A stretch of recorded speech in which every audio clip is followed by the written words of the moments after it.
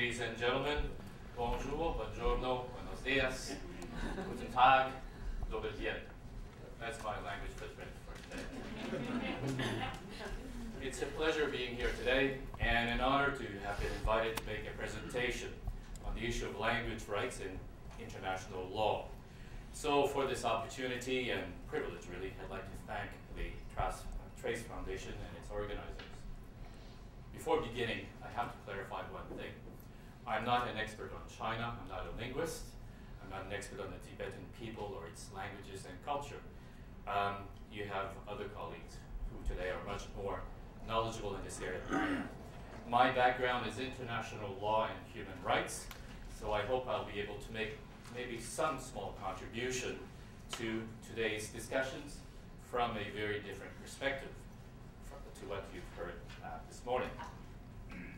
So for the next 40 minutes or so, I would like to outline in a general way what kind of language rights could be said to exist in international human rights law. And there's one thing I need to emphasize. There's no use pretending that there are a large number of rights that you have in international law, because in the cold world of politics, there is the reality of the weakness of the international human rights mechanisms that have to be explained. And in reality, what is available legally is often less than what many people think. Secondly, what I would like to do this afternoon is to try to describe briefly how and why the language policies that apply in relation to minorities in general, but perhaps also to Tibetans in China, may or may not conform to these international legal standards. And finally, I would like to make a few comments and observations and conclude, perhaps as to what ought to be in place and explain why. But before I do that, because we are in New York, I just arrived from Australia yesterday, I'd like to give you a bit of an example of something that is perhaps not well known. This is one of your neighbors or someone who doesn't live too far away from here, Woody Allen. And in 1975, Woody Allen produced a movie called Bananas. And in that movie, one of his characters is in the middle of a revolution in the fictional country of San Marcos. The rebel leader eventually becomes a new presidente, but he is blinded by power. And among the very unpopular decisions that he makes is that he adopts a policy that makes Swahili the official language of this Latin American country of San Marcos. Now, what's the connection between that movie, Bananas, and language rights in international law? Well, because in San Marcos, so very few people actually spoke Swahili, people resented the decision of El Presidente. By the way, that led to El Presidente being deposed and the character of Woody Allen becoming the new dictator. But the decision of using this or making Swahili an official language was one of the decisions that actually led people to feel excluded, discriminated, a disadvantage. It was a completely inappropriate language policy, of course, for the country of San Marcos. So this is an example which, in a way, perhaps surprisingly, happens in the real world, where you have official language policies which are inappropriate in the context of a particular country, and perhaps, as I will be showing later, even in breach of what could be described as language rights in international law. So we'll come back to this story in a few moments. So with this story in mind, let me tell you about human rights. I'll start by pointing out that we have come a long way in the last, 20 years or so. We've come a long way in the acceptance that language diversity is something to be embraced and indeed protected, rather than feared and dealt with as a kind of obstacle. Since 2000, the year 2000, it's not that long ago, we have celebrated the 21st of February as International Mother Language Day. And this is a day where the international community has accepted that we should promote linguistic and cultural diversity and multilingualism. But there's also another story behind the 21st of February that not many people know about. And I think it would be worthwhile to tell the rest of the story for a few minutes. The 21st of February exists as the International Mother Language Day because of a situation that occurred in Woody Allen's movie. What do I mean? Well, in 1951-52, the government of Pakistan declared that Urdu, and only Urdu, would become the national, or should become, the national and official language of Pakistan. And at the time, I should have had a map here, Pakistan was divided between East and West. East would become what we know today as Bangladesh. But in 1951-1952, the government, the national government of that period, announced that really we should have one official language, one exclusive language, the Urdu language. There was a problem, or at least one very serious problem.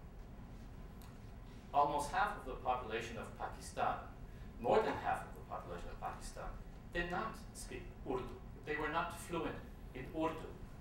And in East Pakistan, you had about 98% of the population that were actually fluent in Bengali, approximately. So in East Pakistan, where you had almost half the population, these people were not fluent in the language that might become the only exclusive language of government, Urdu. For them, for a very large proportion, in fact almost half the population of the whole country, for them, this official language policy would exclude them, probably exclude them, from many categories of government jobs, employment, university positions, the police, the army, education at higher levels. It was this attempt to make Urdu the exclusive official language for East and West Pakistan that produced the first riots in the capital, or what would become the capital of Bangladesh, Dhaka.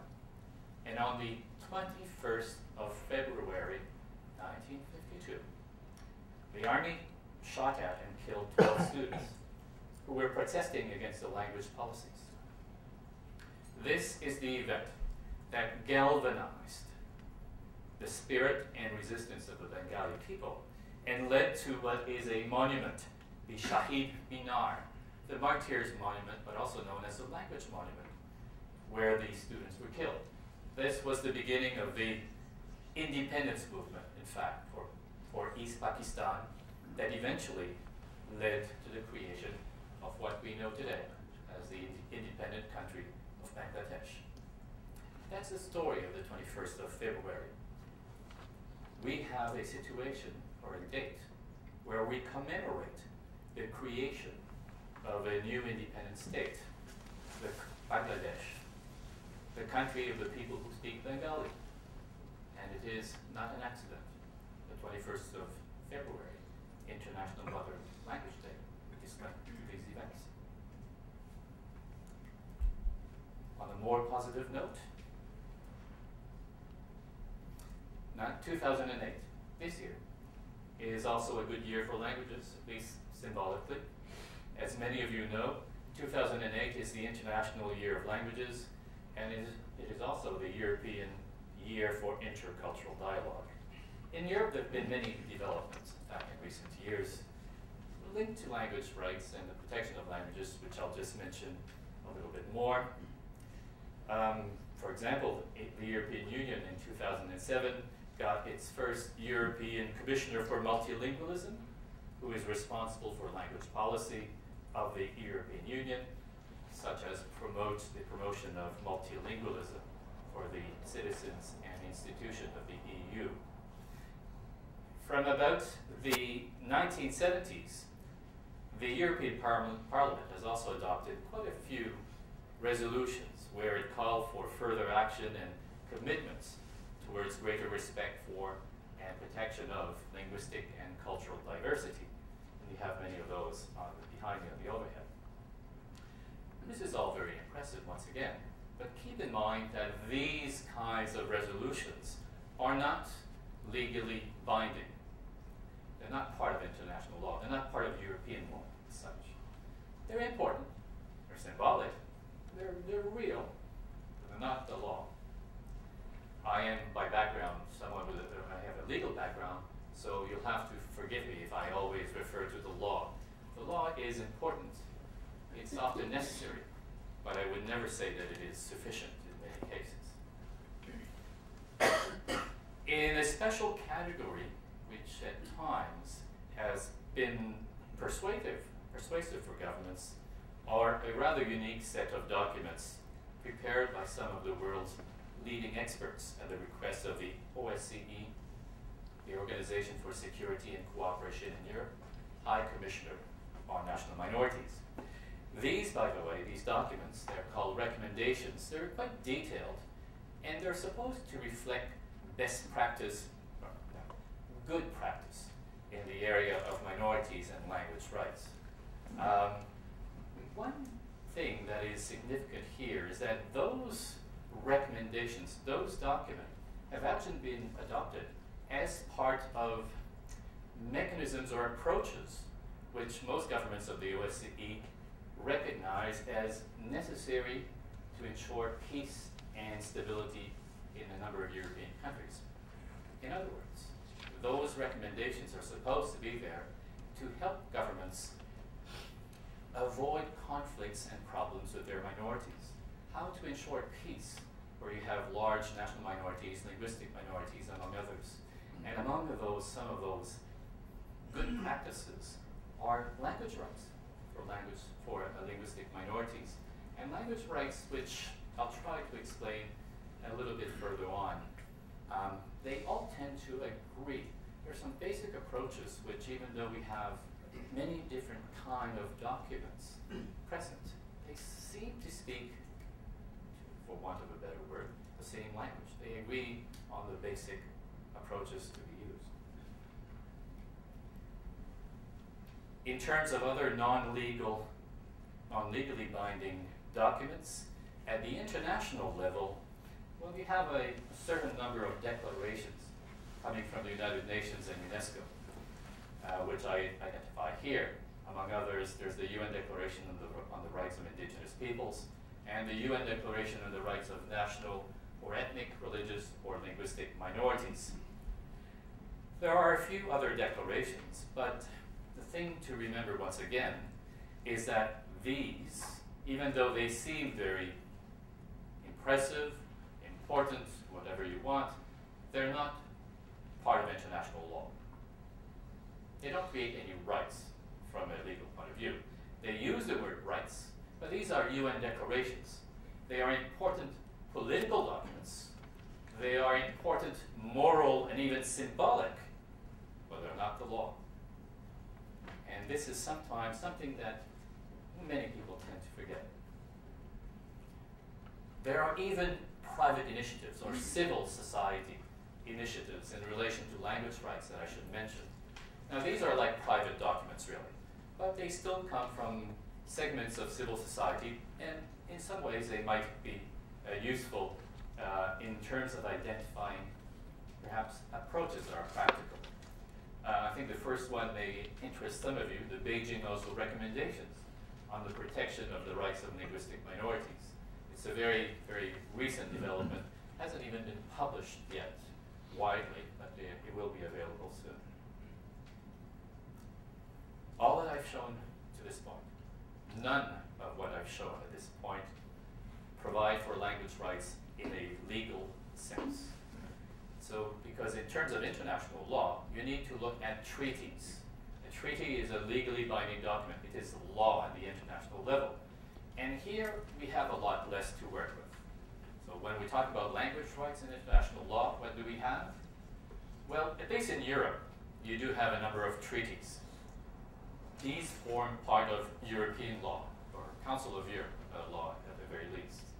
And they do create, or they give some guidance in terms of what do we mean by language rights? How does it work? What exactly does it mean in practice?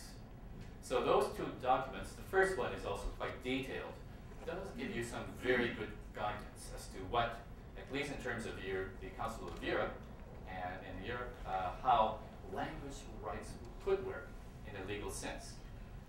Oh, by the way, why do we have two different treaties in Europe? Well, because the approach of these two documents is quite different.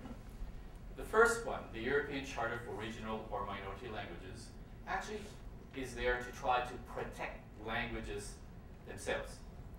That's really the goal, or the officially stated goal of that treaty. The second treaty actually has a human rights approach. It doesn't actually protect languages because they're languages or languages as such. It protects the rights of individuals who speak, among others, who speak different languages. So the focus in the second document is a human rights individualistic approach. And in theory, the first treaty in Europe is supposed to look at languages and what could we do to protect, legally speaking, protect and promote languages themselves. That's why we have two different legal documents, because the focus or the approach is in fact completely different. Even though, and this is perhaps something, once again, most people don't realize, when you look at how the legal measures are written in order to recognize various rights here, they're quite similar. They actually don't guarantee that every language will be used by everyone, everywhere, all the time. They have a very different, very similar approach that I will describe later on as an approach of proportionality in relation to the use of a language by government. That's the European level. At the international level, what do we have? Well, we do have some things to work with, but it's not as clear or defined as in Europe. There are a few international treaties that protect cultural diversity, and a few provisions, a few sections of these two treaties that I have behind me that do touch on language in some way or another, but very frankly, they're extremely weak. In fact, I would say for most languages around the world, there's nothing really you can do using those two treaties. To be very frank, very blunt, they're rather, I would say, disappointing, quite frankly. So if you want to refer to those documents and ask, or if you were to ask me, can we use these treaties in international law to assist most minority languages or to assist the Tibetan language in China? No, you can't. There's no point. There's nothing there. And that's about it. Well, there are a few other possibilities of using international law to have certain language rights.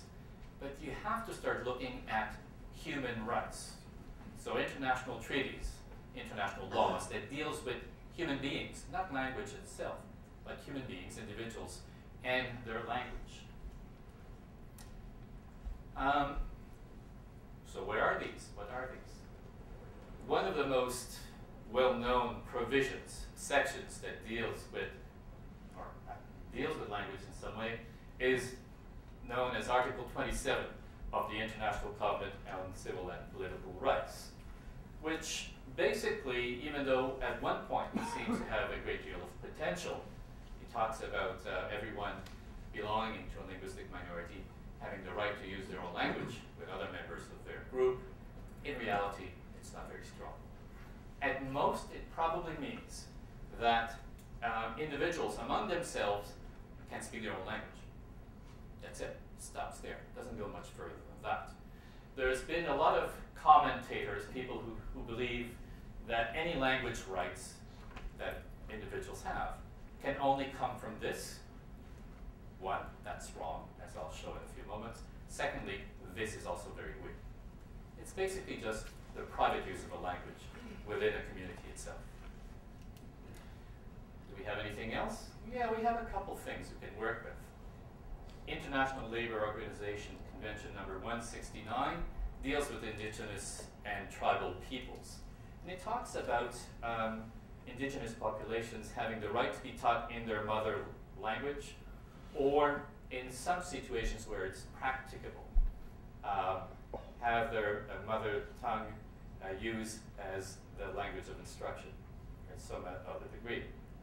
There's also the 1960 UNESCO Convention Against Discrimination in Education, which says in Article 5, paragraph 1c, that members of a national minority have the right to carry on their own educational activities, which includes schools that use or teach their own language. That's relatively good news, but there's a bad news to those two provisions. Once again, they are in fact, if you read them very closely, they're rather weak, once again. The first treaty, the ILO Convention, has not been accepted by many countries in the world. So it doesn't actually apply to many countries in the world. You have to remember that. And even the wording of the provision there has not been seen as demanding, very demanding of most countries. In any event, it does not apply to China. The other treaty, UNESCO Convention Against Discrimination in Education, is also very weak, quite frankly, because it does not say that you actually have the right to be educated in your language. It says that you have the right to your own educational facilities, activities, which means private schools. Having the right to a private school is good, but if you want a language to be protected, to be maintained, to be secure, you need the language to be used much more than just in the context of a private school. You need financial support. You need your language to be used by government even, and this treaty doesn't touch that at all. So most of what I've just described is, from a legal point of view, more a mirage than concrete, quite frankly. It is on the weak side.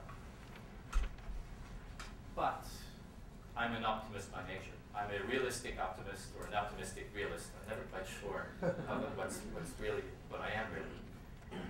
But there's been, in recent years in international law, some additional new developments, new cases, new understandings of basic human rights that have opened the door in a way which I can now tell you that there are, in fact, a number of language rights that are protected by fundamental human rights law, international human rights law. And when we're dealing with the fundamental human rights treaties in international law, those are stronger mechanisms. And I'll explain that in a few moments why.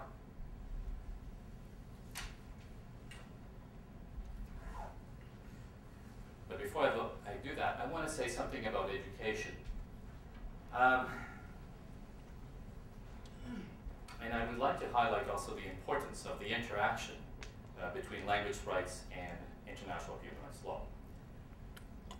My first comment is to the effect that the choice of an official language is not affected by any way by international human rights law. And I want to make this point clear because there's always a bit of controversy on this area. Official language is a little bit like an official religion in international law. We don't touch that.